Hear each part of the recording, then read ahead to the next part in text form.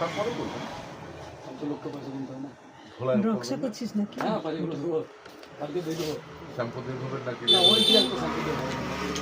কালকে মাল কখন দিবেন? দেবা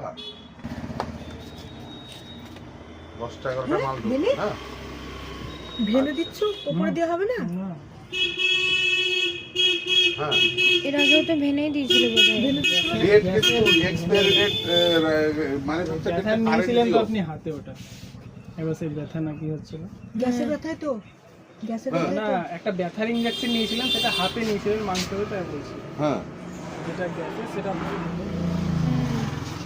সেই হাতে তোমার কি একটা হয়েছিল না, দিয়ে ব্যথা করছিল খুব, কি একটা হয়েছিল মনে করে দেখো, তখন একবার সেটা ইনজেকশন ঘরে রেডি আছে। আমার কিন্তু এটা গ্যাসেরই ব্যথা, হ্যাঁ, কিন্তু খুব একটা ব্যথা না, অল্প অল্প আছে, ওষুধে যেহেতু ঠিক কাজ আছে, করছে কিছু না। হবে না, যেটা হবে তাই। আচ্ছা সেটাও কারেন্ট মাল দিও কিন্তু। হ্যাঁ ঠিক আছে, ঠিক আছে, কনফিউজ হওয়ার কিছু না। 5-6 হ্যাঁ যতটা পারবা কারেন্ট দিও, যতটা পারবা কারেন্ট দাও। 10-11টা বাজবে, পাপাইদা কালকে মাল যেতে 10-11টা। হ্যাঁ আমাকে ফোন করবে, আচ্ছা পাপাইদার নাম্বার আছে কি? আপনাকে ফোন করবো তো। ঠিক আছে, হ্যাঁ। আমাকে ফোন করো একটা, তো এর হাতে লাগে না, আমি তখন ফোন করে দেবো পাপাইদাকে। এই জন্য আমি এসে করছি, করবো না কিছু। চা হসপিটালে গেলে পরে তো চা খাবো ভ্যাক না, করে চা ঢুকিয়ে দেয়।